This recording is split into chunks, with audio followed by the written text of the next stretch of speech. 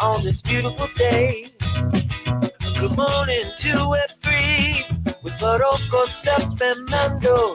Tune in live at 10:30, and it's all on Rock Radio.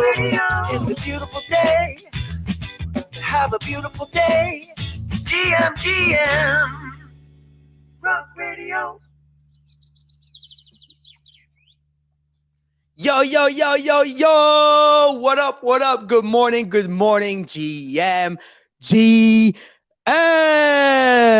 Friday, March 3rd, 2023. Look at that. Another beautiful day to have a beautiful day. The sun is shining in Montreal this morning. Finally, look at that. Woo! Don't need much lighting today.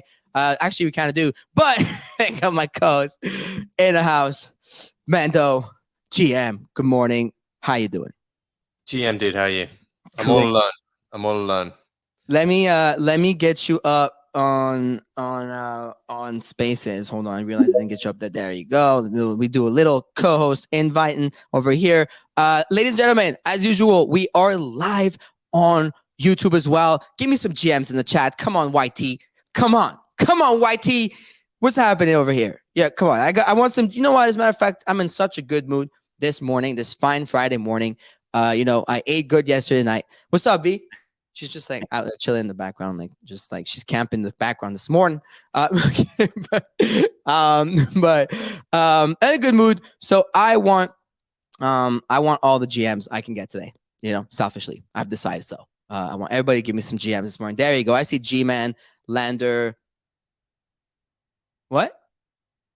Wait, can you hear me? Oh, I can't hear. Mando, you muted on here. That's why. There you go. Unmute your mic on the YouTube. I don't know what just happened. Mando just made some signs. He just like made some signs like yo, gang. And then I lost him. It's just you're muted on YouTube on the actual StreamYard. Sorry. But oh my god, I don't know what's happening here, Golden. It's so funny. I'm looking at the YouTube video and I'm seeing, Mando just go crazy. Oh my god. It's so funny. So I'm like trying to figure this out. And so let me see. Mando, it's on StreamYard that you muted. I think it's gonna work, but for some reason my roadcaster just cut out completely. Oh, damn. Sorry about that. I see the power cords. Why would you say about the power cords? What did we? Oh, that's the signs you were making me. Okay, he was making you signs like, "Yo, I can't speak." He's like, "Yo." It was on my side. It was on my side. I know. Oh my god, this is so funny. I'm dying. All right. It's tough because it so happens that our third co-host. So when one of us goes down, there's always two, right? But our third co-host, Movi, has decided to just not show up all week. He came Monday for like 10 minutes and left. And he's been out there. I love that Ryan Mack, the GMs. I see G-Man. I see John Warner, GM, Terminal Chill, Johnny, GM. GM is a beautiful day. And all the other GMs you absolutely love to see that. Shout out Lander as well. Anyways, it is Friday. The energy is high. We have Rock Radio Town Hall today at 3, a banger of a town hall as well coming up. So I'm already like, I'm already going. I'm all over the place. I love that. And it's actually, there's no better feeling than that. I'm going to pin at the top also the link to the YouTube for those of you who want to catch us live on YouTube. But anyways, today on the show, today, DJ's market report, crypto, macro, NFT. That was quite a dip last night, huh? Not for the faint-hearted. Proof and Moonbirds updates. We covered that yesterday. There was going to be the updates from that ecosystem. They came in. And so we'll talk about that. Crypto takes a dump. We'll ask Mando what the hell happened yesterday. We're not looking that bad, though. I'm not going to lie. We've seen worse. I think we're conditioned to seeing much worse at this stage. Like, okay, just another hit to the chin. We'll take it. And then special guest today, Sam Ewen of Coindesk. Excited to have Sam come on and chat with us. Sam is the head of Coindesk Studios in Web3, and he's going to come and talk to us about Microcosms, which is Coindesk's NFTs for their event coming up, Consensus 2023, where we will be present. So excited to come and talk about all of this with Sam as well. And as usual, Our show is sponsored by Fair.xyz. Check out the pinned tweet. Look up their product conditions to buy. You still have the chance to win 5 Corey Van Loo PFPs if you use the tool within the 30 days of our sponsorship together. And it's actually really super cool. By the way, yesterday, Mando, remember how we did a giveaway with a secret password in a video? Yeah. Figure it out in 5 minutes. So someone, and even Jack was like, damn, that's impressive. And if in 5 minutes someone got... Does it look bad on Jack or does it look good in our audience? That's the real question. I think it looks good on our audience. Let's put it that way. I think it looks good on our audience. Our audience is filled with bright minds. I mean, the people who are in here know where to get, their info in the space. So they're smart people. They're all bright minds. They all have these gigantic, gorgeous, beautiful brains. I've seen it. I mean, Ovi's quizzes always take like a week, and he has to give out like 100 different clues by the end of it. But Ovi also makes it like, the scale of things, 5 minutes or a week with clues. Yeah. All right. Don't give our sponsors too much shit. I mean, look, Ovi makes it harder it's harder to like rob the Mona Lisa out of the Louvre than to figure out Ovi stuff. But look, maybe Jack made it a little too easy. I like this player, guys. They're chads. Well, Chad is that the right word? I like the intern video that was done today. Yeah, that was okay. I'm gonna pin it to the top because that intern video with Iona is pretty good. I gotta get. Oh my god, it's already got like 1,300 views. This is hilarious. I'm pinning it to the top. Maybe we do a little watch party after that. What did you think of the video? I think you maybe got it. It definitely felt like you were close to getting it. Definitely the best, like most suave intern I think they've interviewed, right? I mean, it's hard coming after Ovi and Wob, it's like both turning up in suits that they bought 10 years ago. Yeah, exactly. They went to Moore's like the morning of you'll cut me up a little suit real quick, for the day, little rental. How wrecked were you going into that interview? I was still drunk. There's no like denying it. There's no denying it. I was still completely gone. Because I wasn't meant to go out the night before, at all in Paris. And then what happened is that, that's the night you guys left me at the Cafe Chic place. Leave you. Said we're leaving. You left me. You looked at me in the eyes. You said me and Ovi are leaving, and you left me. And you know who you left me with? Danny. Look, it was the first night, and it was 1 a.m. And we were at it was the sort of party where I was just like, this could really go on. Like they'd like shut the curtains upstairs in some like restaurant in Paris. It was really dark. There was like a DJ. Everyone was just fucked. And everyone was there too. I just don't know if I want to stay up until 5 a.m. So I was like, I took the executive decision alongside OSF, and I was just like, look, we've got the rec show tomorrow. We're gonna be up to like 6. We should maybe call this one because he's delicate. He's a delicate flower. He's delicate flowers. Ovi's cute, Yeah. So I took him out of there. I saved him.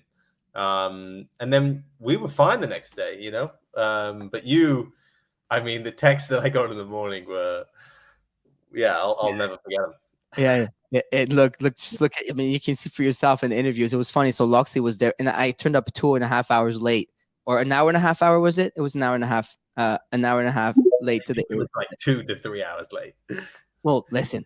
And then the worst is I had to go back all the way to Opera to my hotel, change again, go to the conference, and then host with you guys live at Ledger, and then go to the Rug Radio Rasputin event, and then go to the rec dinner, and then go to the rec show. So we pulled through. Okay, you're a different animal. Like I'm genuinely surprised when it came to the third night.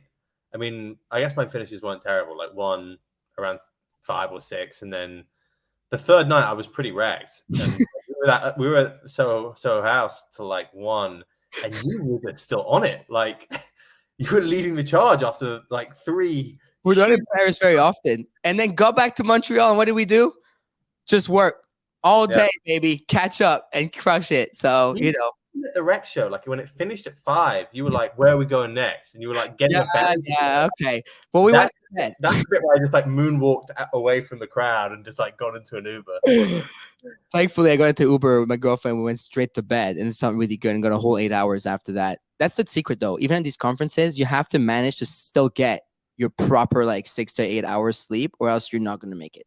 Yeah. So that's a little bit of alpha for the audience. But anyways, all right, enough of of making me look like I'm absolutely crazy, Mando. Live on YouTube. Incredible stamina. Like, you're always like, oh, you're so much younger. But when I was fucking 28, which is 3 years ago, I was down. I was down after 2 nights.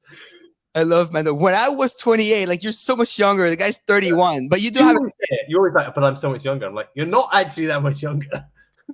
you're just a different sort of human. Someone's saying the code word for today is sleep. I'm dying. It's not gonna be sleep. But anyways, all right. You know what? Without further ado, let's get right into it. Who is the man, macro daddy of the land? Can you dig it? Yeah, GM everyone. So it's definitely not been a great period. Macro's not been that bad over the last 24 hours. It dips slight. Oh wow, actually no, it's reversed massively.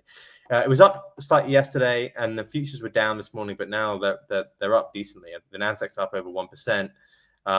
So is around that sort of same for around the S&P. Just a decent start, I think, for macro this morning.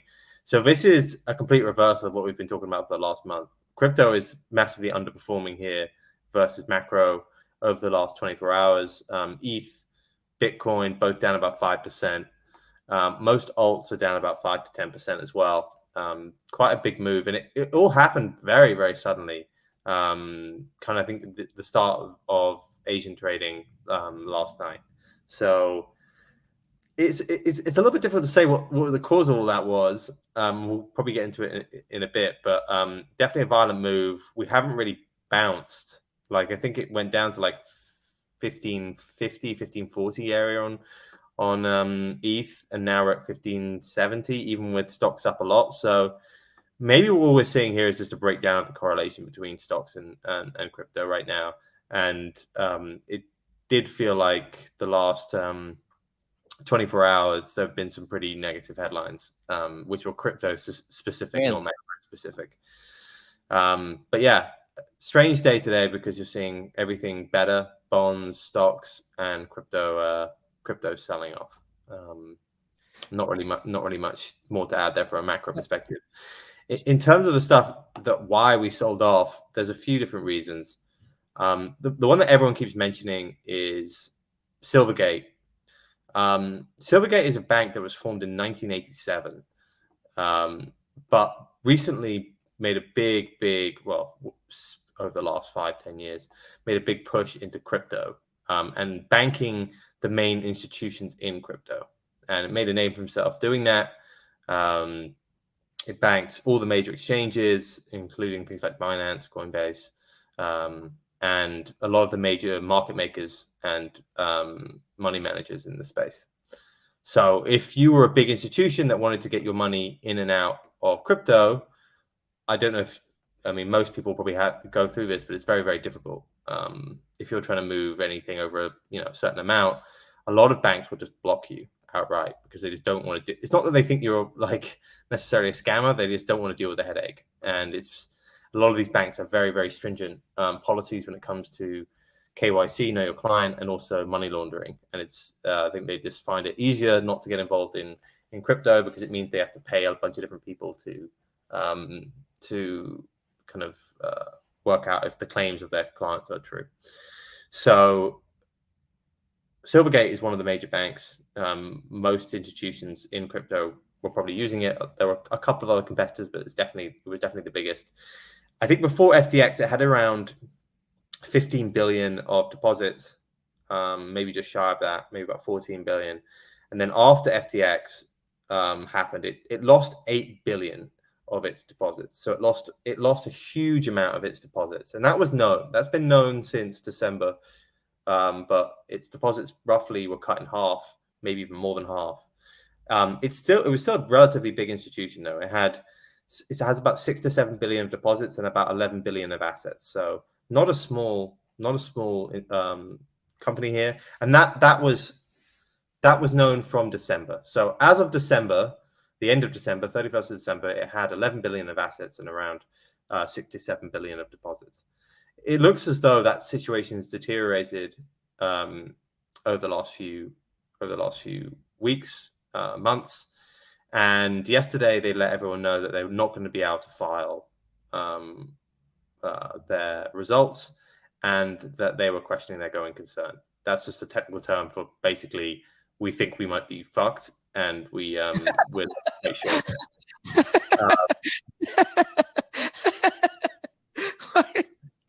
Oh my god. So on the back of that, the stock, it's a publicly traded stock as well. If you bring up Silvergate stock, this was a stock that was trading at 250 and now trades at 5. So quite a big move in Silvergate. One, right? There you go. Capital Corp. There we go. We got it. Not the one day. Let's go on like a longer time horizon. Year to date. Wait, there's no longer. Let's go to Yahoo Finance better. There you go. What do you want to see on that? Oh no. So you see, like being at 204. Yeah, it really had a big move. And then because it was meant to be the main bank, and I think a bunch of TradFi banks actually own stakes in it as well. Like it was seen as maybe a challenge to some of the other banks. But yeah, this has clearly not gone well for them. FTX, them losing FTX, I think meant they lost. I think they got hurt badly in that, and they got hurt badly in the number of deposits on the back of it. And they're being investigated a lot. So the SEC has been all over them. I don't know if you saw recently, the Binance accounts, which were at Silvergate, got put into question. No. This is a bank that's clearly going to be investigated for money laundering, like left, right, and center. Yeah. The whole reason why other banks don't really look at crypto is the reason why Silvergate is maybe in trouble.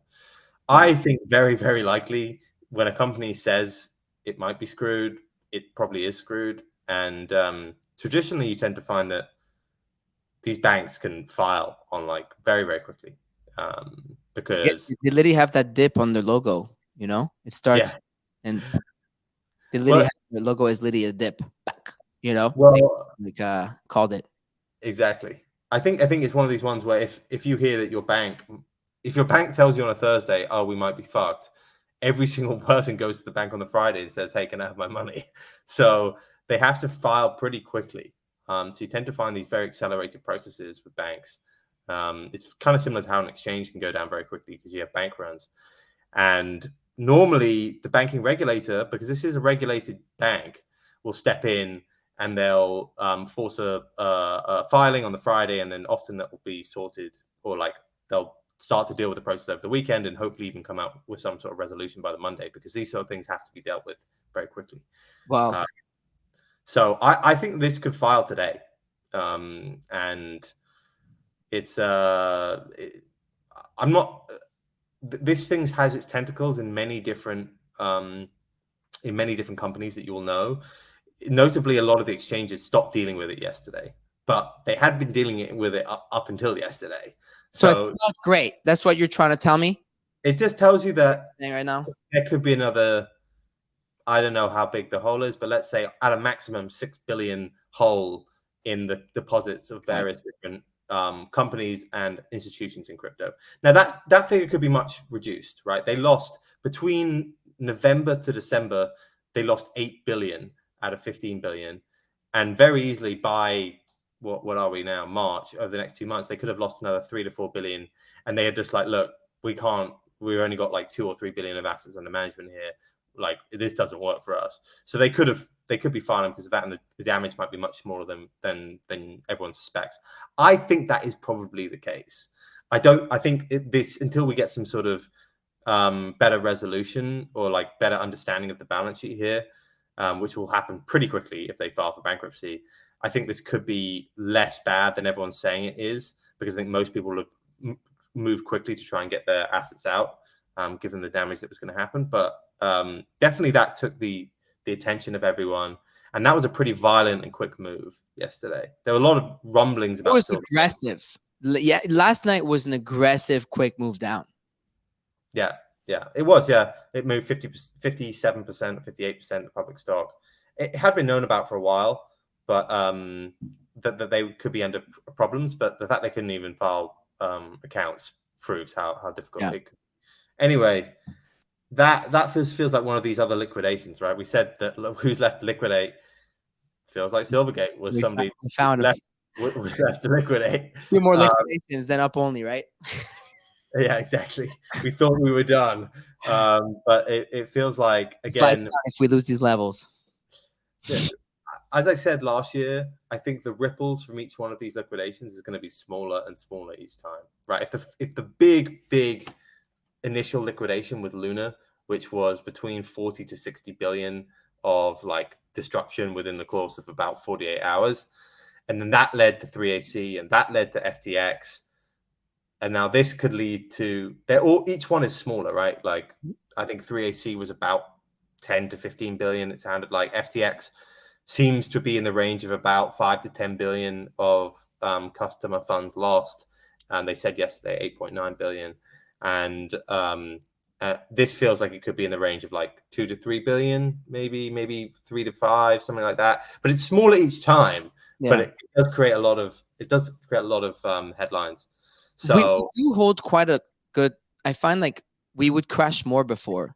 Did you? That's why I told you. I think this morning I was texting. I was like, "Hey, what do you think of ETH here?" Because like it held. Like, yeah, okay, we went to like Bitcoin went to 22.3. Okay, bottom at 21.9. ETH here, I'm looking at like bottom at 1544, but it's back at 1565. Like, it's not like we were just 1620. It was like 1600 like 2 days ago, bro. You know, it's like. I know it's a meme at this stage, but it does feel like one or two more liquidations. And yeah, literally, like it's like, you know, and I'm not like the pro, right? But I'm looking at it every day, even more lately. I'm just like, okay, like, you know, yeah. For a red candle like this, we've seen a lot of green candles like that lately.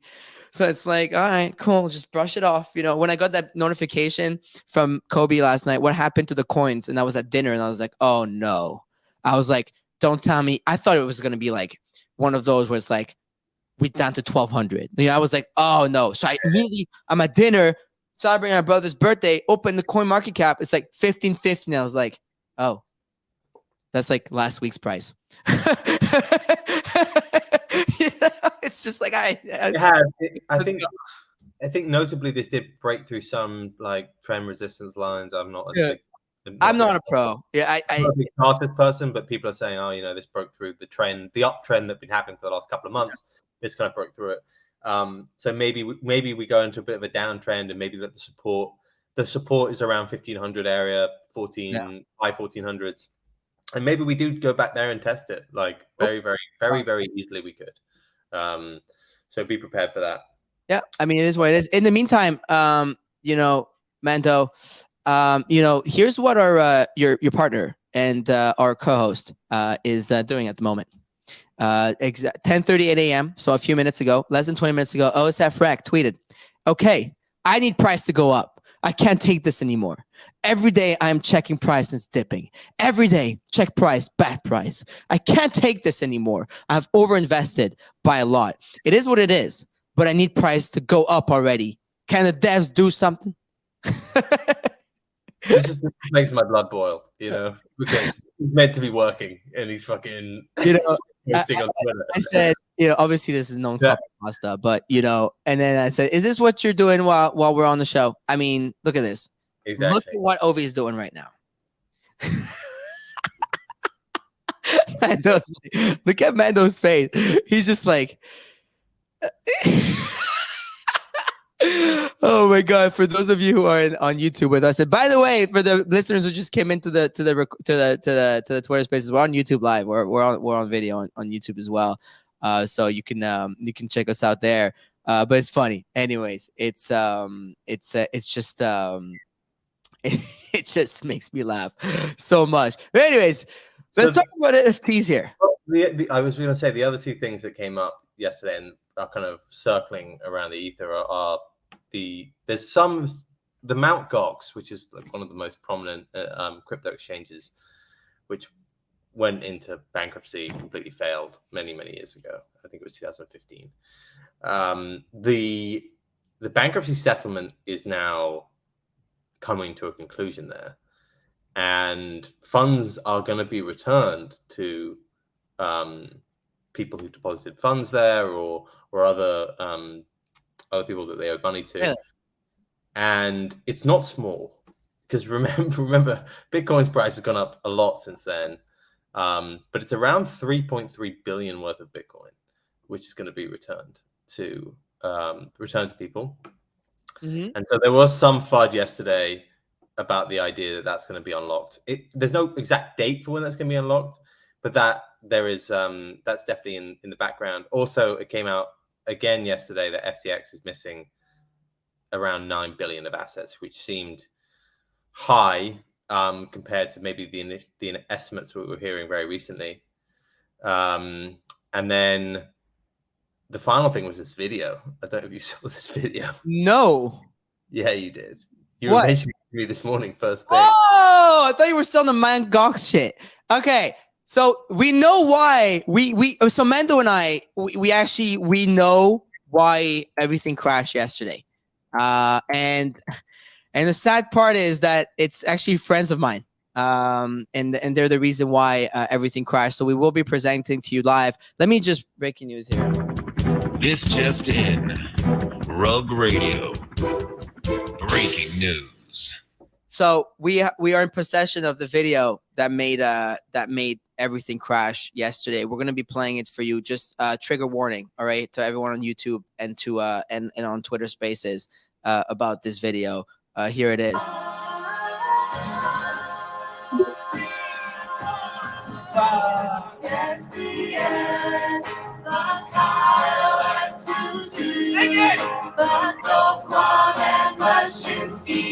This bear market's on you. In the next bull market, we promise not to use centralized exchanges run by these toxic dudes. Fuck SBF. Fuck Colin Susan. It's a longer video. It's like 6 minutes long, but nothing says fringe movement like something like that. It reminded me of what's that thing from Dude, Where's My Car? Like oh my god, those outfits. That's so funny. So shout out to obviously this is Leah Lamar and she's a friend. It's hilarious. And that her fiance right there, that's one of Danny's best friends. And I thought it was so funny that it was Leah. And of course, like, you know, she's a comedian, so like, and her shit is hilarious. But this is great. So yes, morning I woke up and it's all over my timeline. Everyone's reposting, including you, Mando. And I'm showing Vanessa, my girlfriend, and we're dying. Yeah, absolutely love that.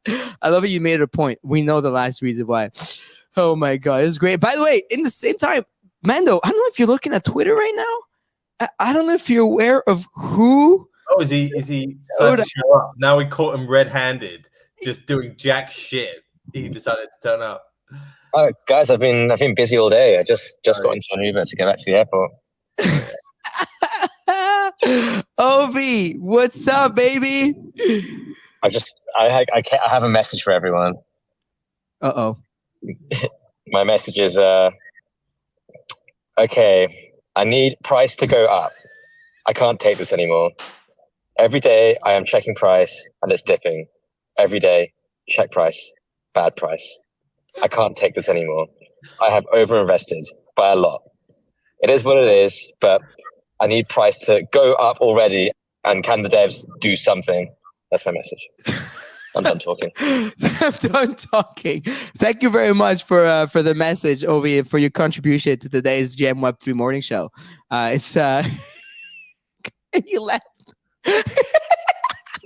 He just He leave. left. Oh my god. Unbelievable. Okay. Farouk, Mando, let's get back on track. Let's get our shit back together. Oh, he's back. Hold on. He's back. Let's see what's going on here. Hold on a minute. Ovi. Let's see. Let's give him a second here. He is on his way back. Let me see. There he is. He is in Dubai, so I don't know how his connection's doing. No, I actually left on purpose just for dramatic effect. Yeah. You can consider that like a mic drop, I guess, maybe. Yeah, it was pretty good. and then I came back. Ovi, what I want to tell you. God damn it! I wanted to ask Ovi something. I forgot. How's Dubai? How's up, Dubai? How's Dubai? Yeah, it's definitely like one of the, it's like art Dubai is it's obviously like more of an art thing than it is an NFT thing. As it stands, I think that will change next year, but it's really cool, man. Like it's so different to any of the other events that I've been to. Like all the installations are amazing. It's probably one of like the best displays of digital art that I've seen in the section that I had there and some of the galleries and stuff. And it's just like a really cool vibe here. Like it's really cool, I think.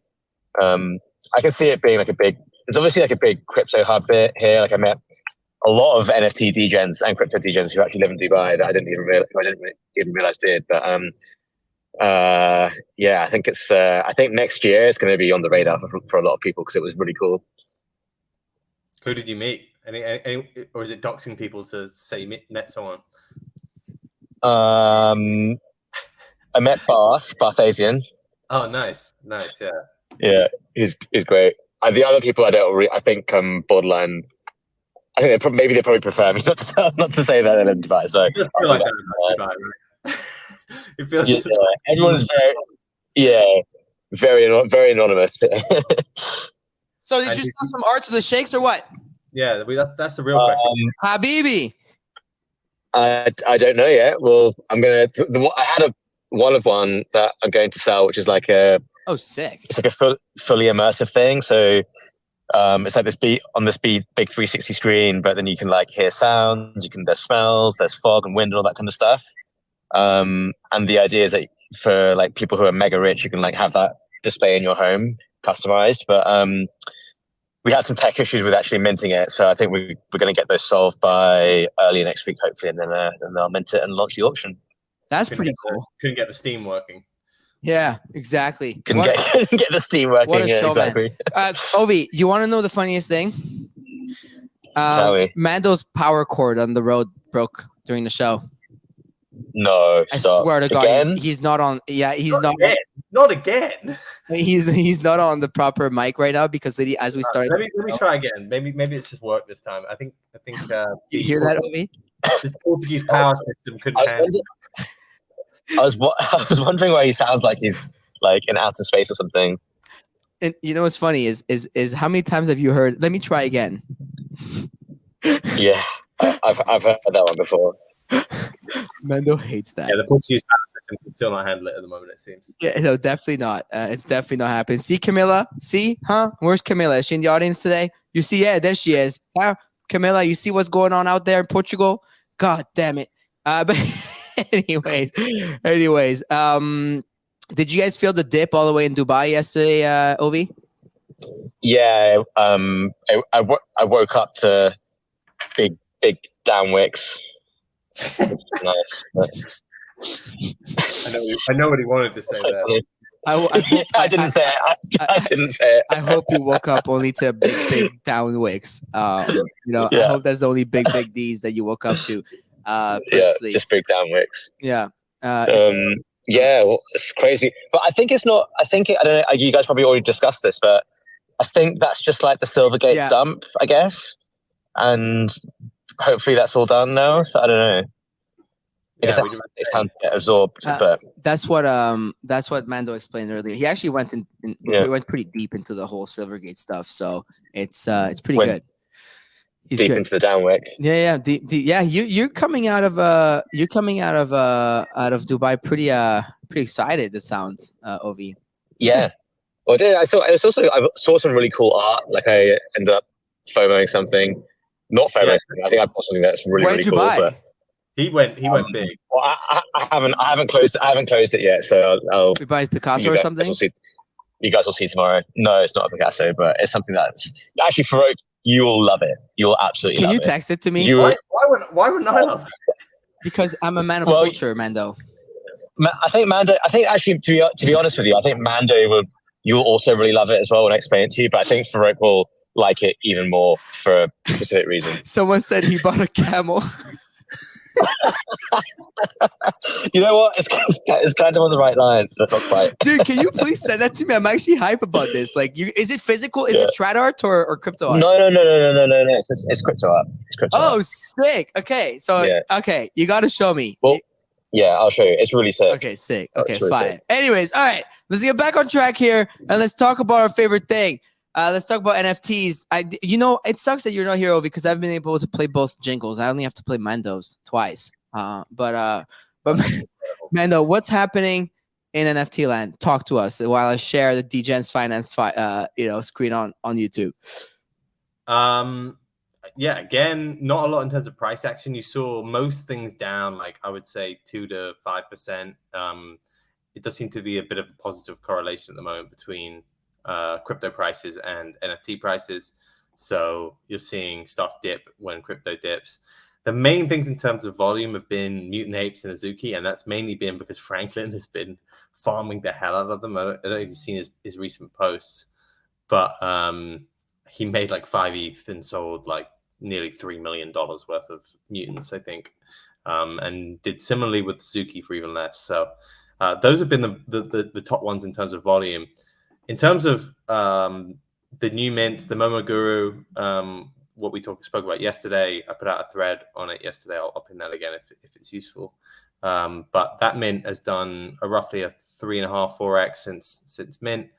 You have Real Vision that's still minting. I think it's got about 3,000 mints at the moment and is trading just above mint price. And then you have obviously we have the Coindesk mint, which we're going to talk about today, but still healthy in terms of primary stuff.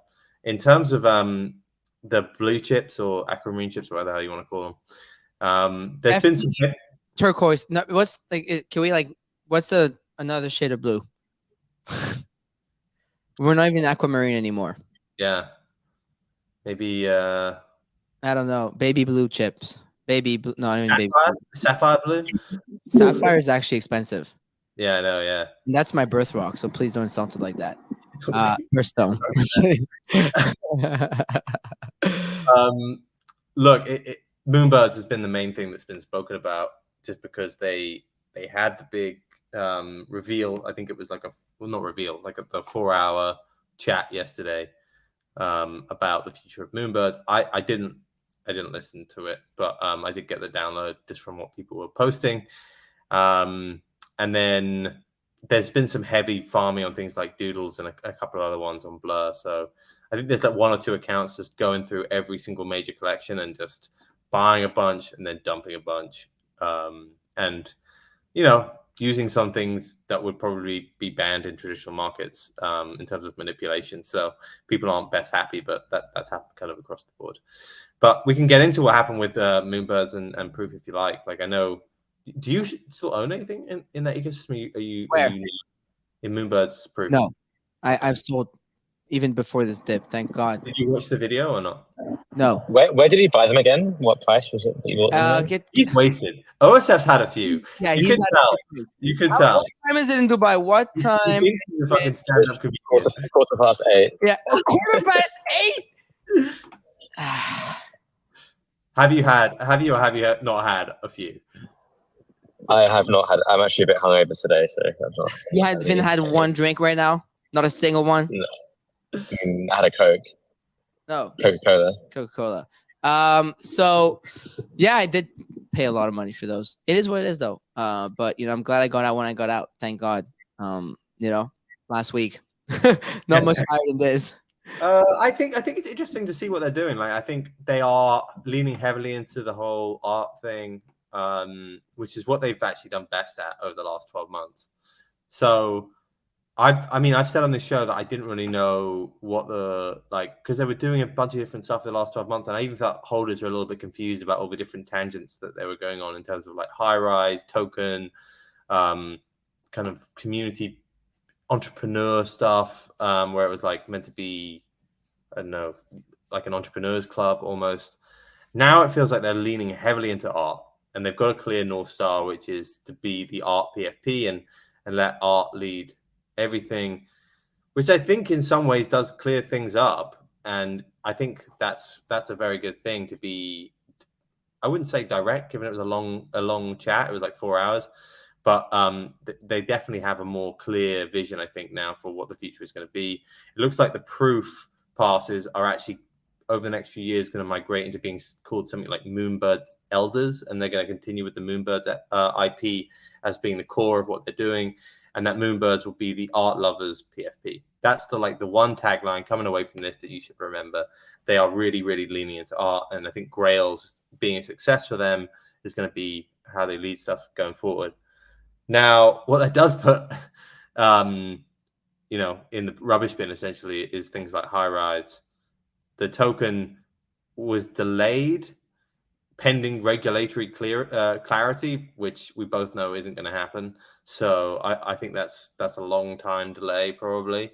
So I think which may be prudent as well. I'm not saying that they should have FOMO'd into doing a token, but this was definitely throwing out a lot of the ambitions or side quests of proof and just focusing on the art.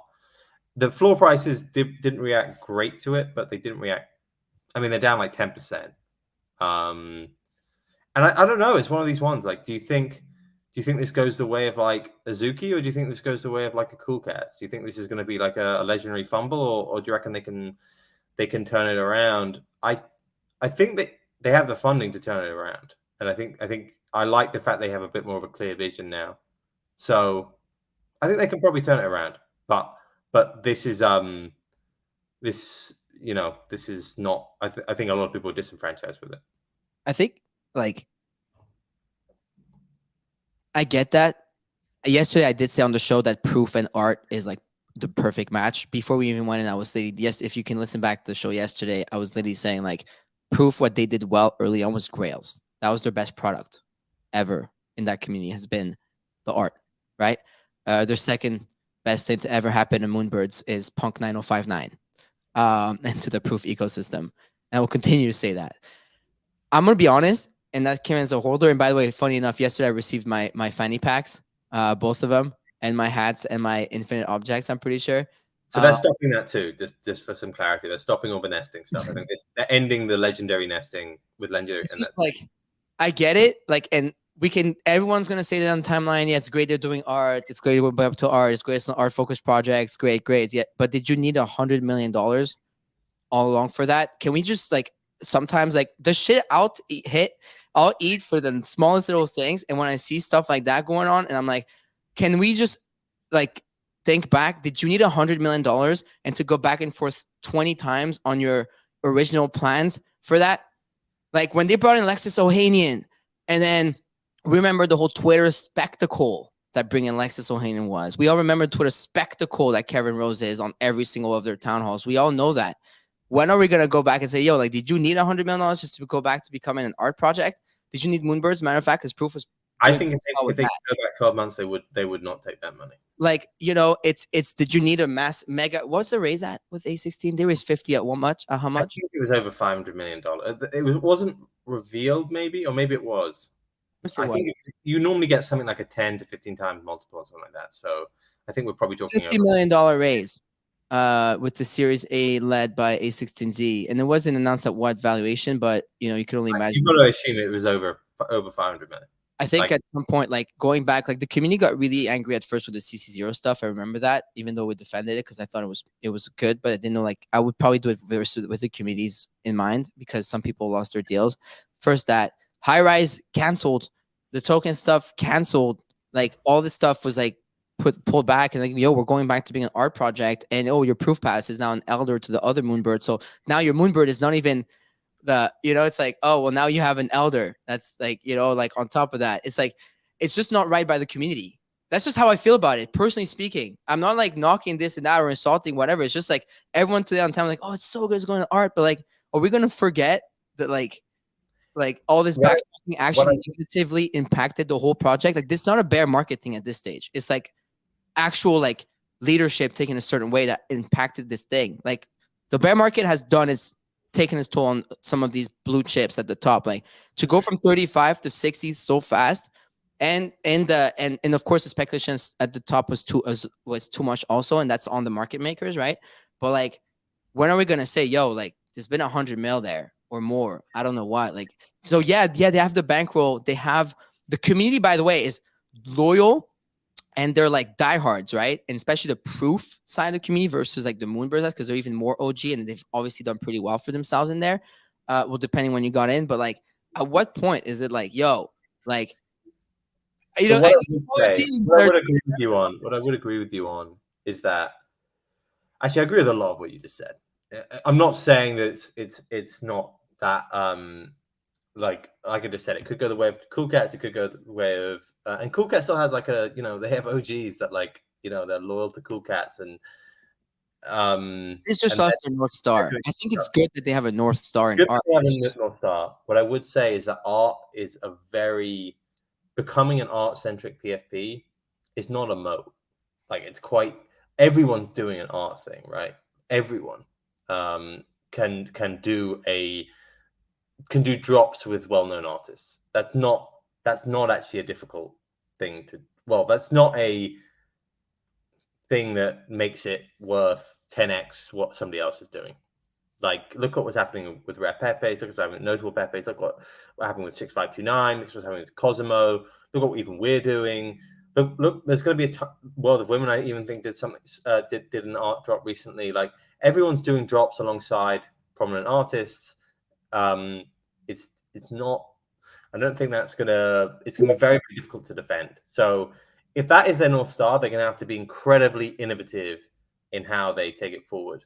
And Like art can be done like pretty like 6529 nailed it with the art, bro. The Pepe community nails it with the art. Like if you're just an art project and like I'll just go there. You feel me? Like there's like you know, I don't know. It's just like so I don't see it. I genuinely don't see it. But I you know, it is what it is. I hope they do well. Because there is a lot of entrepreneurs and a lot of communities that formed out of that are using the Moonbirds brand and identity to build companies. It's not an entrepreneurs club anymore. Like if you own one now, if you owned original proof, it was like right where the Web3 like entrepreneurs are coming into this space. That's not what they're going for. They're going for something different.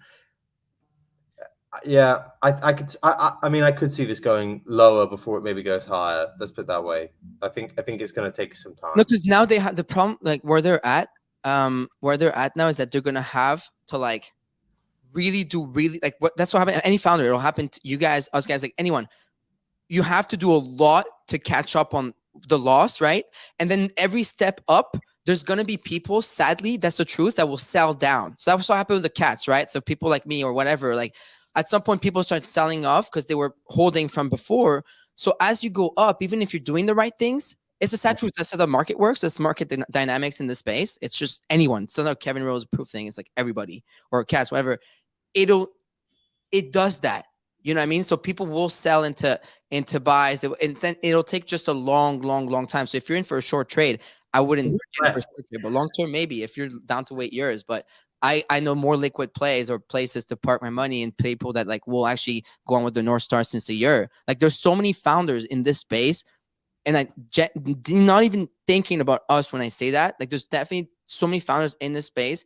They're actually doing cool shit and following up on their promises and whatnot and doing stuff that we like, and we give all the attention always to like, oh, but he's Kevin or he has 100, so he's gonna succeed. You know what? Like at this stage, I'll put my money in like some of the other founders because I know, like I tried that once already, and it didn't work out. So like, you know, I just want to and you know what? And some people can feel like this about me or you sometimes. You know what? It is what it is because we're in a competitive space.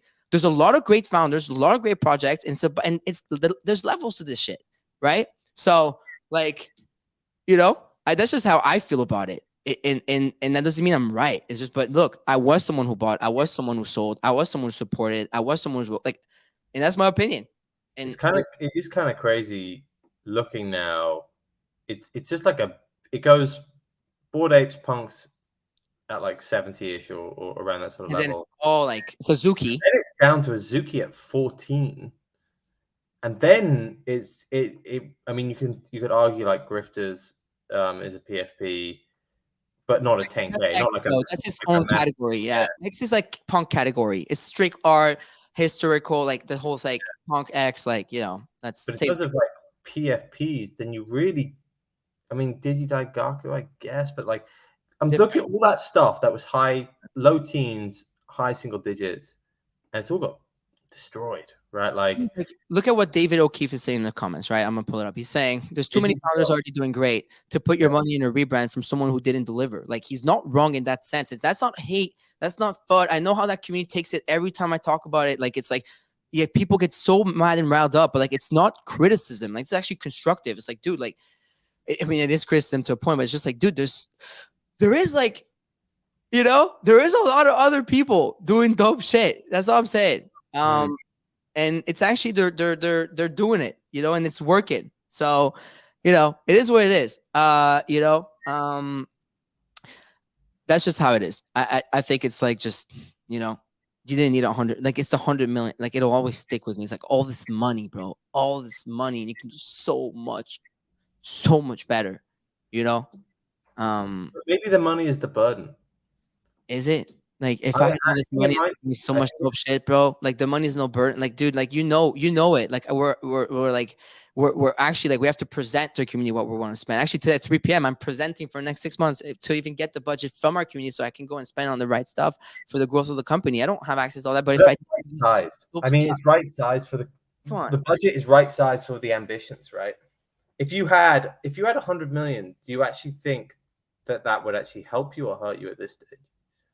And I actually, like, I would not want that money as a project founder. I think 10 to 15 is the perfect amount. I always say in the back, if I had 10 to 15 mil right now in this treasury, I'd be like, next 5 years, even, like, so chilling. Like, we'd be doing exactly what I really want to do, right? But chilling is maybe the issue. Like, I feel like these businesses, they grow best when they grow with their ambitions. I heard that noise. The notifications freak me out. It's true. There is some burden with some more money, but you're the one who went out there and got it. You know, again, like, who does this fall on? Like, yeah, okay. Oh, they have too much. Is that the new excuse now? They have too much money? Come on, man. Come on. Is that what we're going to talk about now? It's like, oh, I'm so sad they have 100 mil. Bro, you went and fucking raised, you know? Like, you call the shots. Like, at this stage, then it's on the leaders. Like, then the leader's not the right person. You pick if you want 100 mil at DGens. Tomorrow, you want to go on a raise, you're the one who calls the shots. Tomorrow, we need to find ways to make money. I'm the one who calls the shots. Like, it's, you know what I mean? So it's like, it's you know, I think there is more expectation of more money. That's why there's more expectation with higher floors, right? We always talk about this, like the burden, but that's generally, floor going up is a burden put on founders. That's not necessarily the founder's fault, because it's the market that decides that the Moonbirds were 30 ETH. That's not Kevin. So that I would never put a burden on Kevin, like, oh, I paid 30 for Moonbirds. It's your fault. Never, because I'm the one who pulled the fucking buy button and the market decided that price. But these levels, when it's been stable and you've had the chance to come out and do this and this and this, that, and it's not happening, that's on founders. And we get held accountable like this. So people can say, yo, you're saying this and that. I get held accountable like this every day of my life. That's why I'm speaking from that port of of things. But I know founders who've raised recently in the space, some of y'all favorite founders, a much lower vows and less money so that they could have that upside. I respect that. You know, that's commendable, right? So I think that's where it's at. And by the way, Sam Ewen, if you're in the audience, definitely bottom left, hit that request button and join us up on stage, King. I can't wait to talk about what Coindesk is up to in Consensus 2023. But yeah, that's my thoughts. You know, I didn't want to, like, I don't want to be all like, oh, like, fuck them, do this, that. I don't think, you know, I don't think that's the way. We want people to win. At the end of the day, it's all about the community. So, like, community's hurt. So community's got to get back up and running. So if anything, the reason why they will have a chance to make it is their community. But should it be on the community to revive something? Should it be on the founders in the first place not to get there? That's my question for everyone today. Think about it this weekend, and we'll talk about it Monday. But, you know, that's just how I see it. I mean, you know, you see the doodles, they're doing a bunch of good stuff and cool stuff just to try to catch back from what happened before.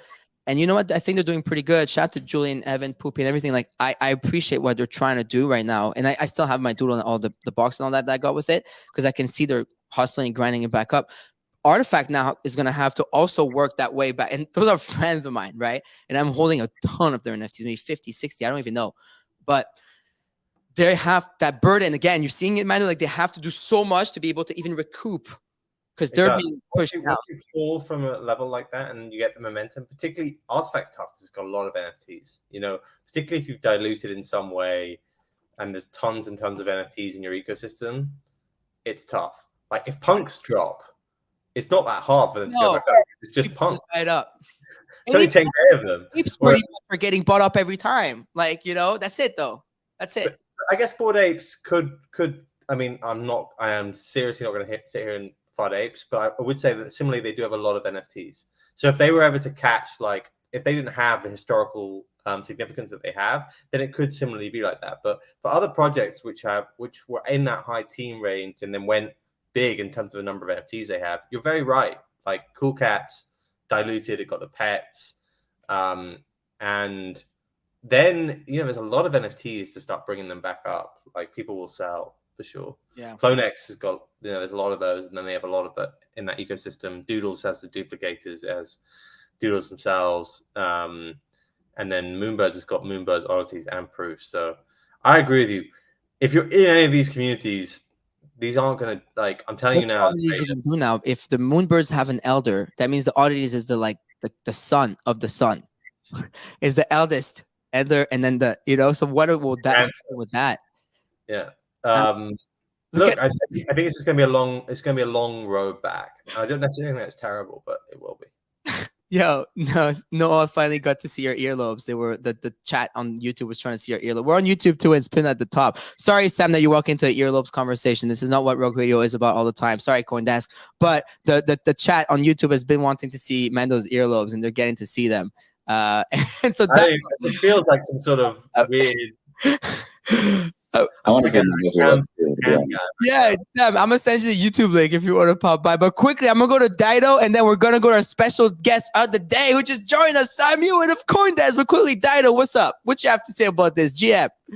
Yeah, super excited that Sam's here. Sam, I just heard your podcast with Carly and Avery, and your takes and knowledge about live events and ticketing and whatnot are simply amazing. And I can't wait for you to expand on what you're doing with Coindesk and that this morning. But before we do transition to that, I did want to just remind everybody, and I'll say it again in the town hall later this afternoon, that this is the last day that our DAO holders can vote on our first funding round in Prop House. So make sure you go there, cast your votes. We don't want to treat our treasury like some petty cash at a big corporation or something, and we want to make sure that this ETH gets distributed into the hands of the people that can actually execute. So please visit Prop House and cast your vote. This is the last day at midnight. I absolutely agree with that. You can go check it out. It's all on Snapshot. It's all on our Discord. We have the Prop House. Shout out to the Nouns, because we're using the Nouns Prop House within the Rug DAO, and we're handing out ETH to a bunch of people who want to come build within our ecosystem, like actual ETH. So come in, put your proposals. If you need funding for little things that you want to do in the space that will help Rug Radio and also help you and help the space, like this is how you use DAOs and DAO treasuries to the maximum. And Dido is a Rug DAO council member. I can attest to that. So come in the Discord. By the way, today at 3 p.m.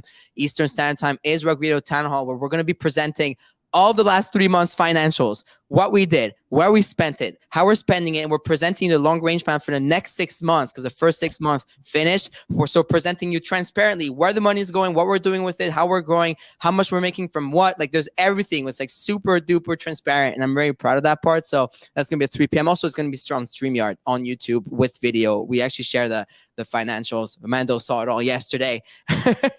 We reviewed everything with the fam, with Mike, with Locks. We've been working on it. The team's at it right now as we speak. I'm seeing them in the Discord with all the stats. So it's been a really, really positive 3 months. And so, yeah, definitely look around you. There's a lot of good shit going on. Speaking of good shit, we are joined by Sam Ewen, who is the head of Coindesk Studios and Web3. So Sam, how you doing? Good morning.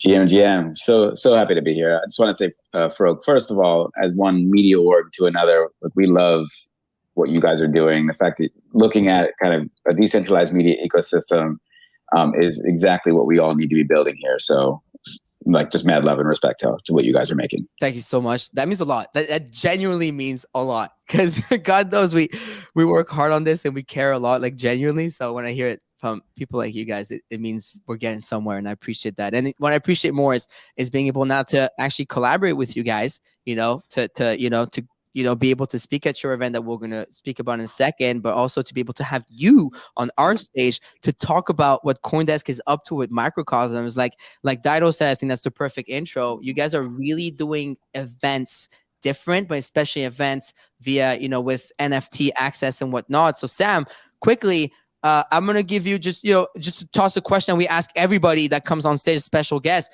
Who is Sam Ewen? Amazing question. Been in the marketing world 20 years, started in the music industry, then was in the internet industry. A lot of it has been live events and building kind of sort of the most interesting and often out there experiences. If you do Google me, you will find out that one day I did break the city of Boston and had a 1 million plus lawsuit against me for doing so as part of a marketing stunt. We could talk about that another day. But basically, been in crypto since 2013 and very happy to be working with Coindesk and kind of bringing them into the Web3 space as much as we cover the Web3 space. So that's very exciting. And as you mentioned, we run the largest event in crypto, Consensus. We're going on year number 9. And it's really a Big Ten conference, unlike an ETH Denver, unlike an NFT NYC. We're focused on all the different chains, all the different segments of crypto, and it's where a lot of the kind of most important moments in crypto have happened on stage. We're very excited to have you, Mando, and OSF with us this year. We're gonna have a bunch of great conversations, and so that's who I am and what we're doing. And I would love to talk more about Microcosms when you're ready. Hell yeah, this is super cool. I mean, obviously Coindesk is something I think everybody in here knows already, but if you don't, is one of the leading media in crypto in general, right? And so we do look at Coindesk quite a bit when we have a special guest in the house. Hell yeah, that's our third host when Ovi's missing. She's back. She's back. I love that. I hope Ovi shows up to Consensus, Sam. If he starts doing what he's doing to us on the show, it's not looking great. He's already rugging Consensus. I get it. It's funny because our group chat is literally called "Let's Rug Consensus," and I love that. But okay, so let's talk about Consensus, right? Because obviously, when I came into the space, there's a few events that people always talk to me about. Is what you guys have done with Consensus. Most recently when I was like, hey, like we'll be speaking there, and someone was like, oh, wow, okay, that's big. And I was like, okay, no pressure, I'll probably be shaking on that stage. I'm excited. But talk to us about what Consensus 2023 is, and then we'll get into the drop and how you're doing the multi-tiered event and the generative art and everything. Yeah, for sure. I mean, honestly, Consensus has been the place where folks come on stage to talk about big things. It's where Jack Dorsey announced when Twitter and Block were getting into crypto. We've had Vitalik. It's frankly where SBF came a lot to sort of talk about what he was building with FTX, and Coindesk. We also broke the story that brought Sam down. So I think it's always been the most serious conversations, and not only is it a place for amazing networking, for a lot of folks get funded at Consensus, but it is kind of like, let's get everyone in the room, have a big conversation. Last year we had almost 20,000 people, and it is the kind of thing where I think you go there and you feel that this is. Every year you're there, you're seeing where crypto is going to go. In the last 2-3 years, we've been really leaning into Web3 on the brand side, on the business side, on the platform and tooling side, and also with communities and media like yourself, where we just think, there's so many amazing voices who are deserving of a big stage. And so that's really what we put together every year. And Austin, Texas, April 26th through 28th. And we're focused right now on how do we kind of create longevity. And I think, whether it's what you guys are doing, what NFT Now is doing, what some of our partners like Artblocks are doing, like everyone's really focusing on on how do you create a long-term asset, like not sort of as focused on the flipping, but really on an asset that can reward over and over and over. And I mean, personally, I feel like the live events industry is broken. And so we're doing an experiment now to see, could we help right size that? And I'm happy to talk about, the brokenness in the live events industry, as well as just talk about the drop that we're doing. Yeah, no, of course. So, I mean, let me ask you about that, right? Because by the way, everyone, I pinned at the top, this thread from Sam explaining, Microcosm and the event and everything, how the live events, how the live events ecosystem is broken. If you're watching on YouTube, I'm live sharing also the screen with the Microcosms drop. But Sam, let's talk about that. What do you think is broken in the live event space. Let me start, because that's what you're good at. Because we know we've seen some good, we've seen some bad, but I've only been doing events for maybe really 2 years now, Sam. Not really much, 1.5 years. So I already have my ideas, but you've always been around for a minute. Yeah, I mean, I've been involved with some amazing events. We did a private show for Kanye in 2014 before he went crazy. We've worked with Jay-Z. We've done a million corporate events. And so I always think about the attendee experience and how important it is, that emotional feeling you have when you're at a show, you're at an event, you're at a movie, and it's just like it connects to your soul. And that is I think where I like to focus. Now, anyone who's bought a ticket recently on something like Ticketmaster knows the challenge. I was reading a study the other day that said of the top 40 concerts that they promoted, Ticketmaster, that 28% of the ticket price went to fees. And that's just the primary ticket price. They also run their own resale market and they take fees on that. So just talk about just like an industry that deserves to be disrupted. When you're taking a third of your revenue off of out of the artist's hand and out of the venue hands and putting it into the ticketing side, that's just crazy. It's one of the reasons, like, for example, we love Token Proof and what Fonz is building. Then I looked at Disney. Disney is incredible, right? Disney last year, 72% had a 72% increase in profits in their parks and experiences division.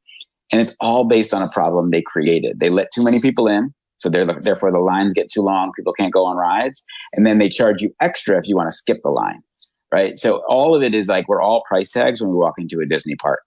And I just personally hate that. Like I look at what, Bored Apes did with their concert at NFT NYC 2 years ago with the Strokes and Chris Rock and the Baby, and like the fact that they just rewarded the commitment that the community had given them and the value that they brought. Same with what Gary does with VCon. Mm-hmm. All of these things are ways that we can utilize ticketing systems to reward our most loyal fans, our collaborators, our consumers. And that's I think, just again, it's a giant opportunity for disruption. I will say Ticketmaster is a monopoly, right? Live Nation, Ticketmaster got together in 2010. Live Nation owns 70% of the venues out there. So it's already a big challenge, because it's not like we're going to go build our own venues. But I do think that this is a way we can start to think about, again, rewarding people for loyalty versus taking money away from them because they're most loyal. I really agree with that. How many events have you guys thrown so far? This is our 9th consensus. So Coindesk is celebrating its 10th year anniversary this year. So yeah, we started 2015. Oh wow. What started as a kind of 1,500 person hotel, very, very financially focused show has now become one of the biggest festivals in Web3 and crypto. Yeah, because I was told there's 20 something stages. Is that what it is? Like consensus? Last year we had 17. This year we've cut it down to 12. Okay. So nice. Yeah, 12. But it is the kind of thing. For example, this will be Daniel Allegre from Yuga, his first live public event as CEO. Oh, damn. Will be there. We have William Shatner talking about his latest drop. We have every one of the top 10 chains represented to talk about how developers should be working better with the new technology coming out. We also have so many amazing brands. We have Salesforce. We have PepsiCo, we have Warner Music, all the brands also talking about the stuff they're building. The whole Starbucks team is building that. So I'm a big believer that consumer brands are what's going to bring the majority into Web3 and it benefits all of us, right? So we want to hear what they're building, how they're building it. And we also then bring the creators, right? The Eric Calderons of the world who are building art blocks and put them on stages together often to say, how do we kind of make this thing work where we can get rid of the middlemen? Yeah, no, I totally agree with that. So let's talk about Microcosms, right? And you mentioned art blocks, Eric Calderon, Snowfro's founder, love him, was just with him in Paris. Honestly, the best human being in the space. He's so nice. Shout out to Snowfro for sure. Yeah, he's just so nice, and I love your PFP, Sam. I love that even on Zoom calls you have a squiggle in the background as well. A different one though. I noticed it was a different one. I'm a definite squiggle maxi. You are? How many squiggles you got, Sam? If you want, can share? I don't. I will say in my wallets, I have more than one. I'll just say that. I like that. That's a connoisseur right there. Actually, Mando, you know what? Squiggle is the answer. I don't know if you and Ovi have a squiggle. I think as much as we talk about punks, I think squiggle should be you guys' next buy. By the way, your mic's muted on StreamYard. Just on StreamYard though. Sorry, that's me. I had to mute it. It was background noise. Yeah, Squiggles is definitely there. Like I think generative art is we actually have had no generative art bags, but Ovi's been looking at it for Denza for a long time, ever since DC Investor took them from him. So that's definitely one that I think we're looking at. Yeah, I think Squiggle is definitely the move. So it says here on the Consensus website, I have it pulled up on YouTube. If you're watching on YouTube, I'm sharing screen, but it says Consensus 2023 by Coindesk and ex Fahad Karim, a multi-tiered event, rewards and generative art experience. And it says powered by Artblock's engine. There's a lot to unpack in that just one sentence that I really want to hear all about it, Sam. So take us through it top down. You know, how you guys are approaching, NFTs for events and what all this is. Yeah, no doubt. So this is an experiment that we're trying, which is we have a lot of people in the crypto industry. Again, we had 20,000 last year who they come to Consensus every year. And so we wanted to say, how can we reward the most loyal fans? I will say this is not a cheap mint. You're not getting in, it's not a 0.08. It's a 1.5 ETH mint. And so we know that it's expensive. And part of what we tried to do is say, how do we kind of make that interesting? Well, one of the ways was let's bundle in 3 years of access to Consensus. That alone is about $3,600 if you were to buy it at the cheapest. Right now, if you come to Consensus, you just walk up and you want a pro pass, you're going to be in for $2,700. So, wow. we said, and again, it's a professional conference. This is B2B, but if you were a startup and you want to get like invested in Web3 space, like Consensus is the place you want to be, right? So for us, we were like, let's create something. It's 1.5 ETH. That gets you 3 years of access in. You get a bunch of our social token, which is on the ground, gets you drinks, swag, merch, deals, all that kind of stuff. And then we went to some of our partners and we said, like, how could we make this more valuable to the crypto audience? So basically, in the same way that generative art has visual rarity, and we worked with Fahad Karim, an amazing Artblocks artist, to create this dynamic piece of art. The art itself actually evolves over the 3-year arc. So not only do you get 3 years of rewards, you get an art that sort of changes over the 3 years. But we said, what happens if we could do IRL on the ground rarity? And so everyone who buys gets, in essence, put into this pool. We have about 350 different rewards. But like, for example, one of our rewards is you get a speaking slot at Consensus. So the ability for you to say, I was at Consensus. Not only that, here's the video of me speaking on stage. You can speak about almost anything you want. Like for someone who's just starting a business or wants to become a thought leader, and that's an amazing reward. We also have, we worked with 3 different VCs, right? Derek at Collab and Currency, Andrew from Spermion, and Mags at Double Down. And they each gave us an hour of donated time so that you could actually pitch them. So again, imagine you're trying to start a company in Web3. You can have access to one of 3 amazing VCs, which, that time is valuable. We also have things like we're comping hotel stays. We worked with the Ledger team, who's been amazing. Shout out to Ledger. They're giving us 25 of the Stacks devices. So we kind of said, we said sort of how can we reward loyalty to us? So people who buy, yes, you get the ticket that alone is kind of worth the value, but you get all these additional rewards. The one thing I will also say is what we wanted to do was we wanted to create every single reward is an additional NFT that you can use or you can sell it. So let's just say, for example, let's say Mando gets, the reward for a booth on our show floor. If you were to buy that right now, $19,000. He's like, I don't have anything to show. Christ. Right. But maybe he's like, I don't have anything to show, but maybe Daito has a startup and would love to like access our audience. Daito comes in and says, hey, Mando, I'll give you 2 ETH for that. He saves half the price and then gets to go on Token Proof, redeems that for a booth and gets to go on the show floor himself. Oh, so you can shop it. So exactly. So every single reward from the Stacks device to some of the infinite objects we have, to the hotel stay, to the speaking slot, every one of those are things that you can game if you want. And so that we just thought was a really interesting way to kind of like divorce the reward system. The other thing, which is our whole reward system, it re-rolls every year for the next 3 years.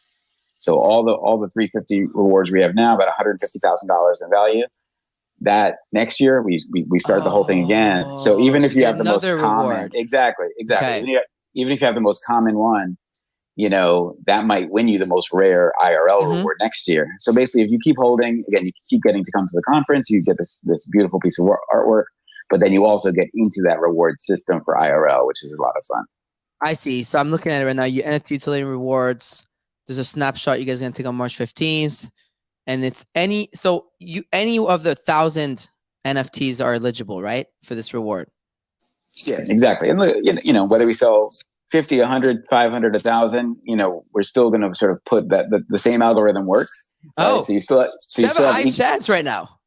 Well, I mean, again, if there are 50, then we don't give out 3 to 50 rewards. But I'm saying that the algorithm is based on that anyone who is minted gets into that system. So yeah, exactly. And then you keep holding it, you keep having the opportunity to win more things. But the art is super cool. Can you talk to me about that? Because I've seen people post it on Twitter. But Fahad Karim is like really like his work is really, really, really nice. Yeah, what we love about Fahad, he's an engineer. He thinks architecturally, and because we're in a physical space when we're at Consensus, so we wanted someone who thought architecturally, who could think about spatial. And so the way he describes it, every one of these works of art is sort of like looking out your window and seeing your own world around your own microcosm. And so they're also they're generative, they're animated, and they evolve over a 3-year period. 50 people will get a Fahad print. We have actually 2 people who are going to win his Art Blocks curated piece from season 8 of Art Blocks Curated. But yeah, he was a real special artist for us to work with. We were very happy to have him involved. And he just knocked it out of the park. The work is amazing. I'm currently sharing on the screen on video is Alan Ki Anken pieces with art blocks. I remember the day that came out, Sam. I'm Persian. I love this kind of like architecture and all the eyes and stuff. It's like Arabic like architecture and whatnot that he's showing off. That's generative art, man. Though, like it was an art blocks drop, and for everybody in the chat here, Fahad Karim's art is like really, really cool. I mean, you're seeing the price on this already. By the way, that was for 500 units, but it's like his art alone is really cool. And I love that you did that. So it's like you get max utility from this, but you actually also get dope art. I like the mix of the two, but yeah, it just hit me because I was like, it feels, the name sounds familiar. So I was on your website right now and I clicked on his OpenSea to this, and I'm like, yes, exactly.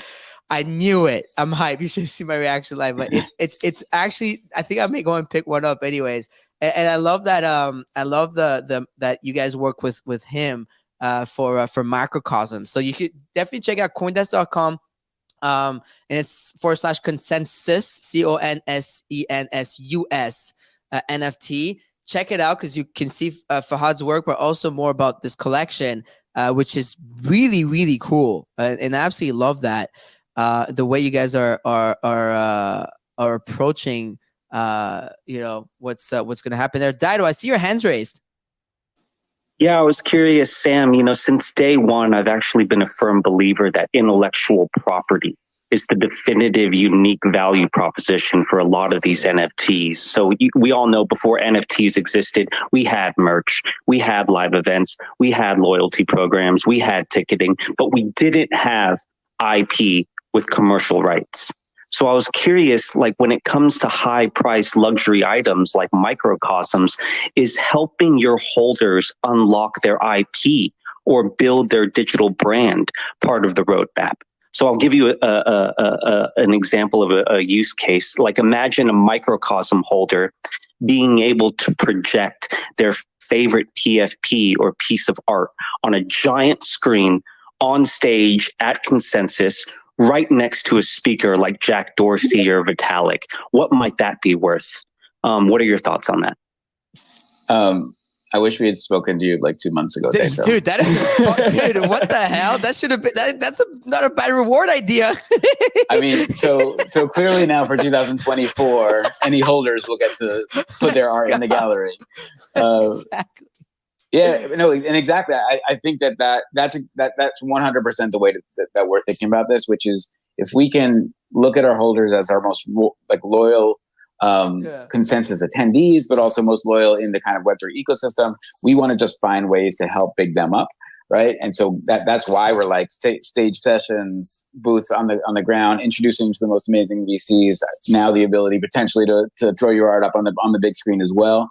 I think that's exactly the way we're thinking about it. And I love your idea, and I do think by buying one, you'll obviously get into our Telegram community where those ideas will, we come back to the audience and we say, great, now for 2024, what would be most valuable to you? We can actually design a reward system that our audience wants from the get-go. Luckily at Coindesk, we just have access to a lot of folks like Farouk and you guys here, but really the brands who are building stuff, the Web3 games that are coming out. So I think that's where we're going to look to see, what would be the most rewarding thing so people can get the most out of this.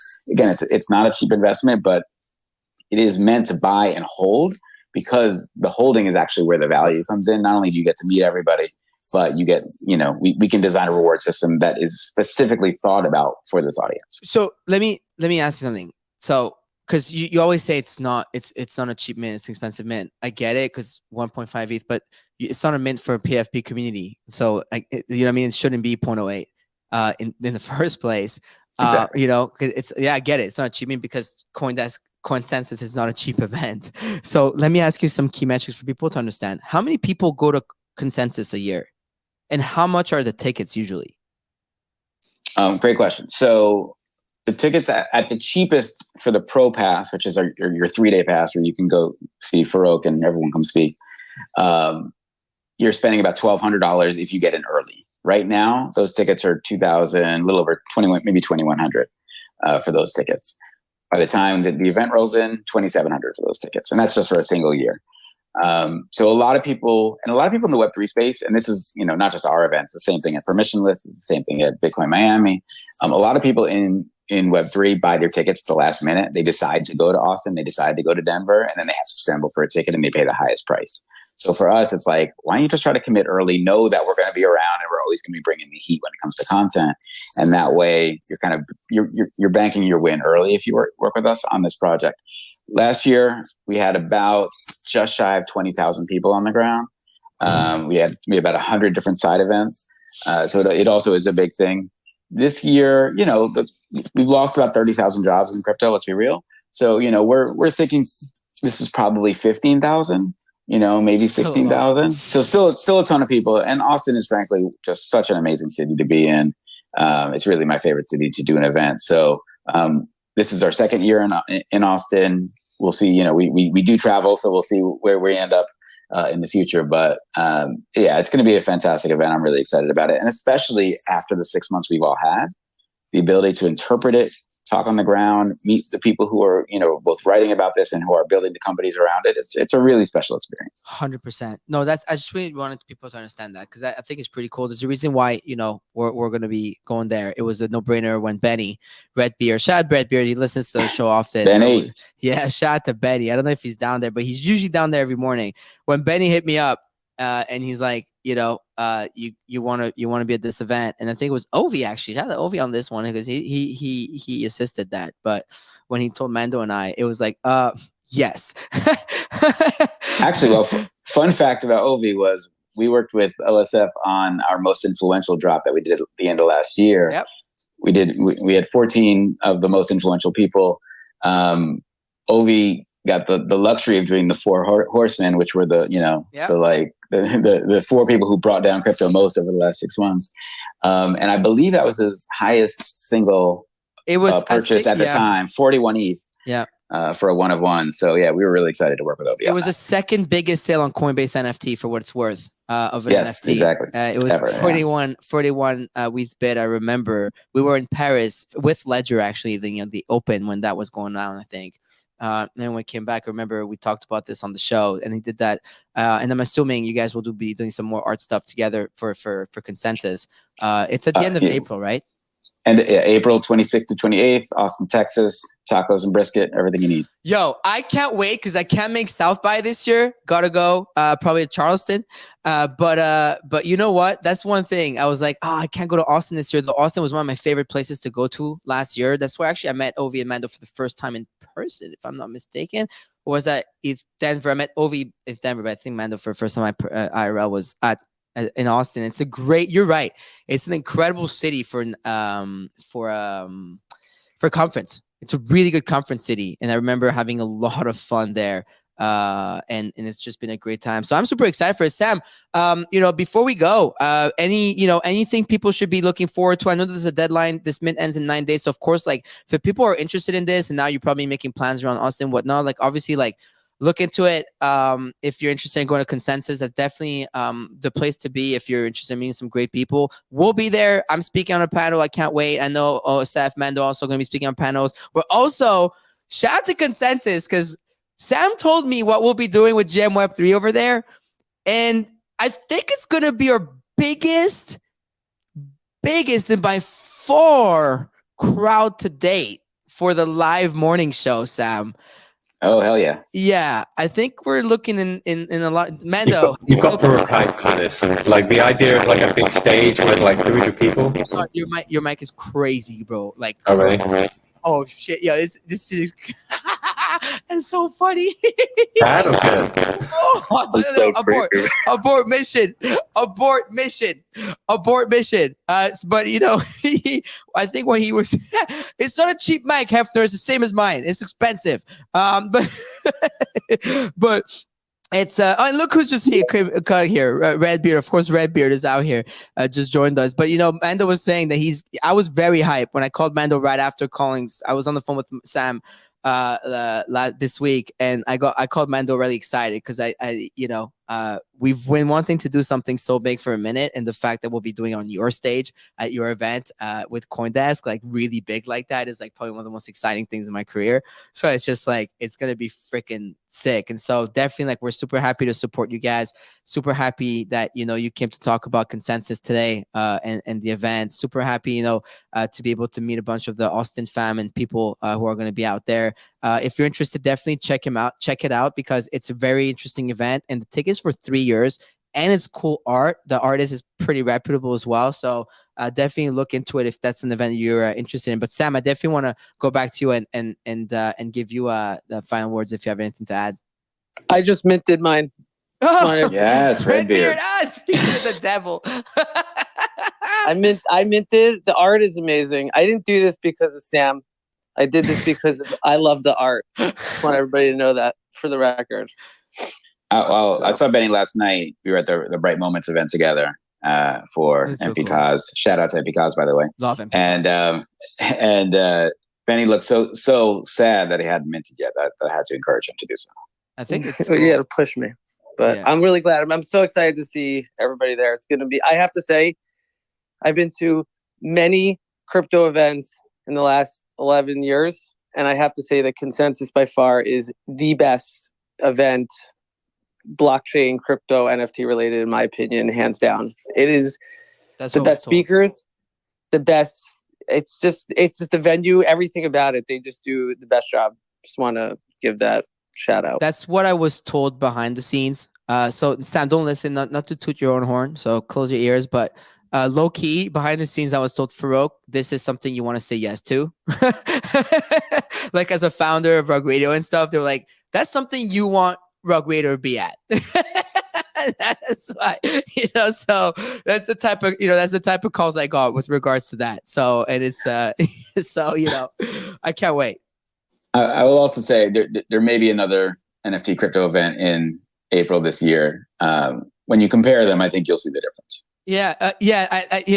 Shots fired. But no, it's true. I mean, there's levels to this shit, right? There's the little events like that, and there's the big ones that are organized by proper brands and companies that, they are a little more expensive. I understand, but it's also like 15, 17 stages, 20,000 people. It's a big pool, and they're actually having a lot of people. So it's interesting, and it's I'm sure the side events are gonna slap, because you told me that there's a lot going on, and you guys have your own stuff going on. So I'm excited. On the Rug Radio front, we'll be out here.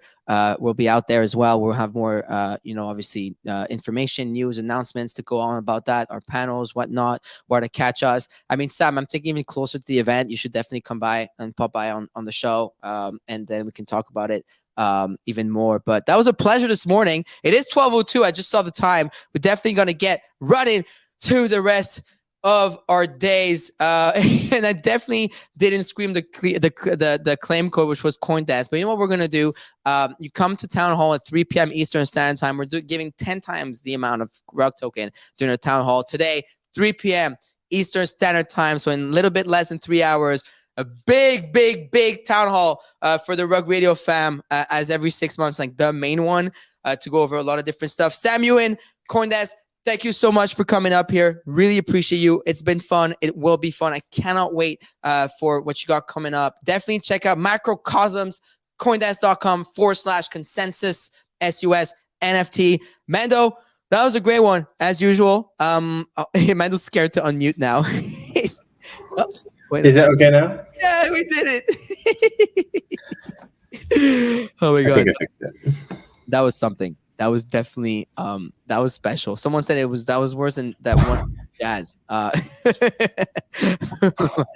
That was well. But anyways, yeah. With that, Jazz coming in hot at the end there.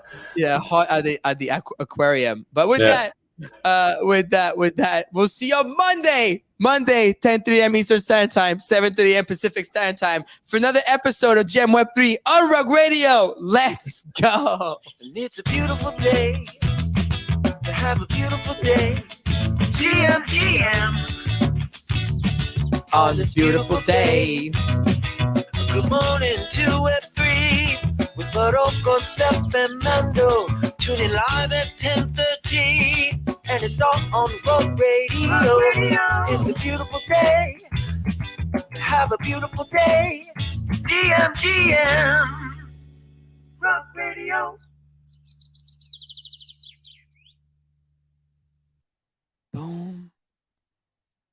Boom, and broadcast.